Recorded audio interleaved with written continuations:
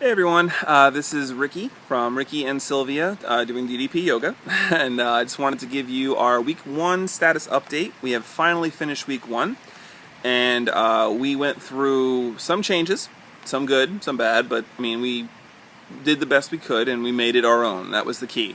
So starting off Monday, doing the Diamond Dozen was a test because we were just going through the moves before the discs even arrived, and found them very challenging. I mean, like I've said before, I have little to no flexibility. We're both very overweight, so doing some of the moves were a little difficult in the beginning. By day 2, which was a Wednesday, we were able to do the Diamond Dozen no problem, but that second workout, we just did not have the energy to do energy. We really were taxing ourselves, especially since we just made it through the entire first Diamond Dozen all the way through without stopping. So we ended up having to push the second workout to Thursday. We did energy on Thursday, and oh my god, what a workout. Like, I really didn't understand the science behind it until doing the workout, how fast and how much you can raise your heart rate by just standing still and engaging all your muscles. Wow. Some of the best one of the best workouts I've ever had at this weight. And by the best part is the next day on Friday, I wasn't feeling any of it. I actually felt better, which is probably a very good motivator, maybe a good motivator for some of you that have not tried this before. I can promise you that if you've been scared off from going to the gym or working out in the past because you know the day afterwards you feel like just a sack of crap, you don't have to worry about that with this. You do feel very, very much alive the following day. So we had to modify it a little bit. So Thursday we did energy, but that left us with Friday with another energy doing, and we just couldn't do it. Again, just our bodies can only take so much at this weight. So we ended up moving the third workout for the first week to Sunday. And no problems with the schedule, able to knock it out, and it felt great. It really did. So we decided the second week that we weren't going to try to modify anything. We were just going to just stick to the schedule. And Monday did energy, no problem whatsoever. Today is Tuesday. Tomorrow will be energy part 2, week 2, and looking forward to that because actually today I'm feeling a little bit like I should have worked out. I even got a text message from my wife, and she's kind of feeling the same thing. She wonders if it was because we didn't work out today that she feels the way she does. So if that's any indication to keep you guys motivated, that you can start, and even in the first week, as hard as it is to get motivated to do it, you feel better about it the following day.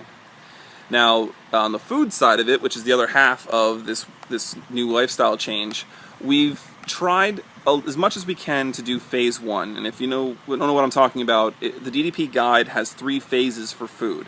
All the way up to the point where you're eating absolutely no gluten, nothing processed, nothing whatsoever, eating completely whole food, even organic food to some extent, and juicing.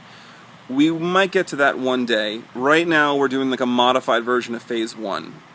We had an advantage coming into this a little bit because we've given up a lot of GMO food in the past, in past diets that we've tried, and just overall not wanting to eat crap anymore. So I mean, even before I met my wife, I was drinking organic milk. I was eating eggs that were vegetarian or whole, not grain fed, and so that part of the phase 1 was easy. The other part of it is all the other GMO stuff, like no sugar, no processed flour.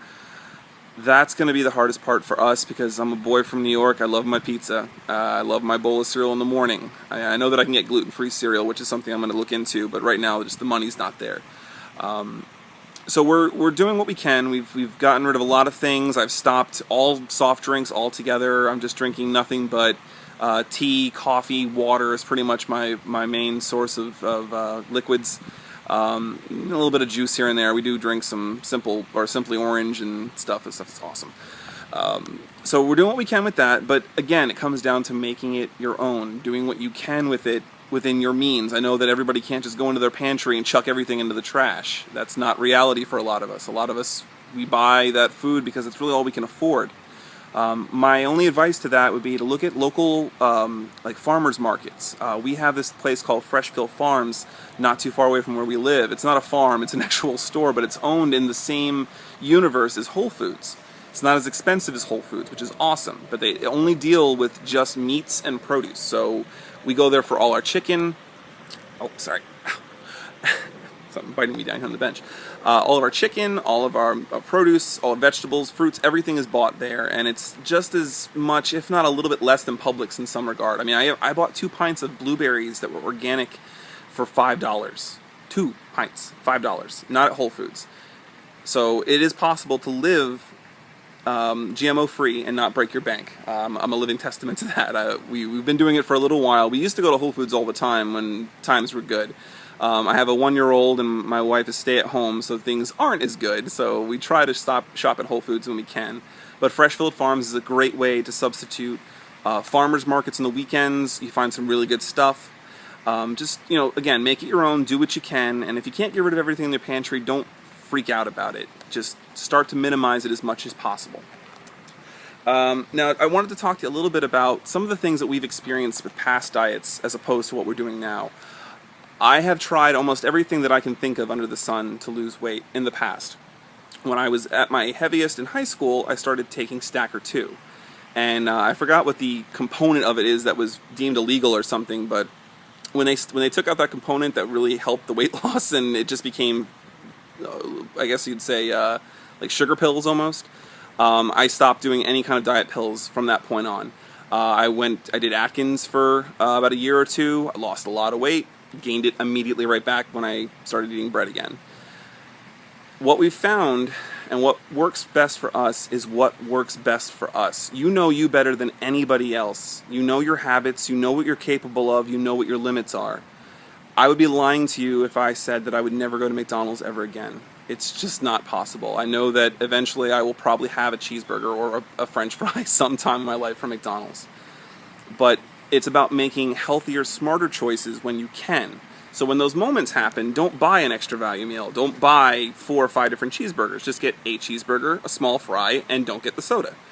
You can still indulge a little bit, but make it your own. And also, don't limit yourself if you know that you're somebody who doesn't have limits. If you're the kind of eater who has to eat a specific way, and if you don't, you get cranky, modify that. We can all change our attitudes. We can't change our genetic makeup, but if we know that we're the kind of person who after a little while the diet gets boring and we cheat, don't let that happen. Cheat beforehand, but cheat in a good way. That's what I'm kind of saying. The other thing I wanted to talk to you about was just something that I really believe. I mean, when you think about car engines and fuel that you put into it, the better the fuel, the better the car runs. Think of your body the same way. The better fuel you put into it, the better it runs. So eating foods that are whole, vegetables, fruits, meats, things of that nature are going to make your body run a lot better. So try to think of it in the exact same way. The other thing is this, it's not really a diet, but it's kind of something I found. It's called blood type, or blood type diets. And it's actually really interesting if you have a chance to look up into it. If not, I'm going to try to put a link in the description below. But a blood type diet is, on a scientific level, very, very, what's the word I'm looking for? Conclusive, I guess is the word I'd say. Because I know me, and when I eat a lot of red meat, or when I eat things that are not lean protein, my body can feel it. I've found, because I'm A positive, I should actually be eating a lot more fish and a lot more chicken when I can, which, chicken's a major part of my diet now, but a lot more fish, which is something, I love fish, but I never really thought about it that way, and I started researching, and there's all kinds of food that certain blood types are able to eat, and certain blood types that they can eat but don't process as well. So something to look into for those who are struggling with different types of food that you eat. Check your blood type and see what kind of food is best processed by that blood type. You might find something really interesting, or you might notice something that's kind of crazy that you was there all along. You just needed me to say it, I guess. The other thing I wanted to talk to you about was, again, trying to make it easier. Make it as easy as possible for you to transition into this. This is a lifestyle change. Don't go all out if you know you're the kind of person who burns out quickly. My biggest motivator is my daughter. She is my world, and I want to be around for her as long and as much as possible. I don't know where that leads me today because of the way that I live my life. But I know that I want to be around for all of her firsts. I want to be able to take her places. I want to be able to do things with her. And I'm hoping, in my heart of hearts, I know that this is the right decision. It's the right decision for me. It's the right decision for my family. So I'm making this a part of my life, and I'm using her as my motivator, or at least my main motivator. I want to be healthier. I want to do things, on my own. But a lot of it is because I want to do for her. Find your motivator. Find what motivates you. And look at it every day. Some of it's those ugly pictures that we took the first week or the first day we started this that we had to put up on teamddpyoga.com. I've looked at those photos once. I'm probably not going to look at them again until the 30th day. Again, I know me. But I see my daughter every single day. And I know that when I look at her, and I look at my body, and look at how I am, that this is the right choice for me, the right choice for my family, and ultimately the right choice for her. And I want to make those choices right. So that's it for now. I know that I've been rambling a little bit, and I just wanted to give you guys the update on week 1. Week 2, we're already into it. Workout 2 of week 2 is tomorrow. Energy again. I'll update you guys next week after our second week is done. Please, please, please, if you haven't already, click the subscribe button. Comment if you like, what you don't like, what things you think that might work for us. If others, I'm sure we're not the first to have these realizations, so any of you out there that can impart some wisdom on us, we'll take it. I'm very open to criticism as much as possible. But yeah, just keep doing what you guys are doing. If you're doing the yoga with us, or DDP yoga with us, don't let the little things frustrate you and stop you. Just keep going at it, and you'll start noticing some of these changes too if you haven't already. Thanks guys, much love, have a good day.